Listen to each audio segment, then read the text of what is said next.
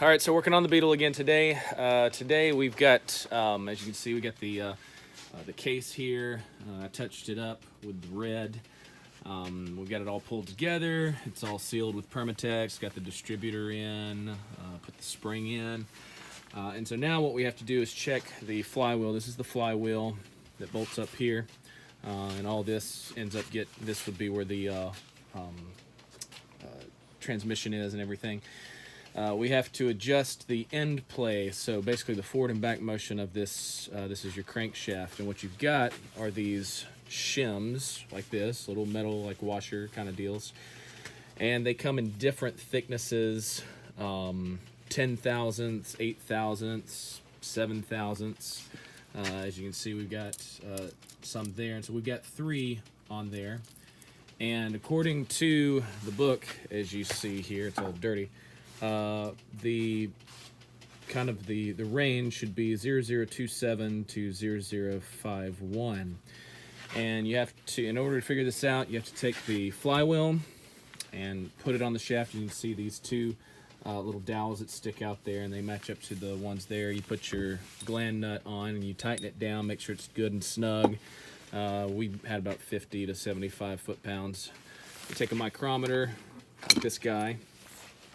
This allows you to attach it to this, and then you zero it out, and then you make sure that the flywheel is pushed all the way back. You zero it out, and then you pull forward to see what that end play is.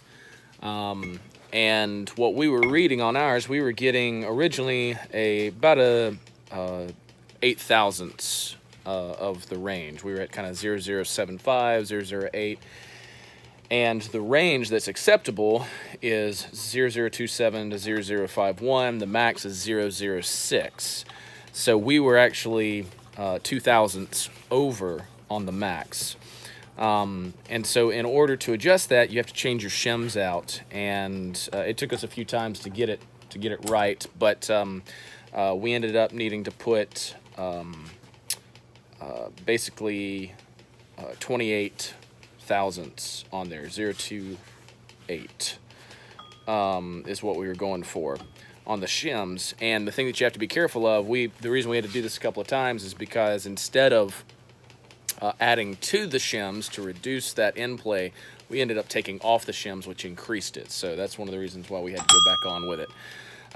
So anyways, you do that, you put that micrometer on, you feel back and forth to see where it is, and then you have to come back off with it.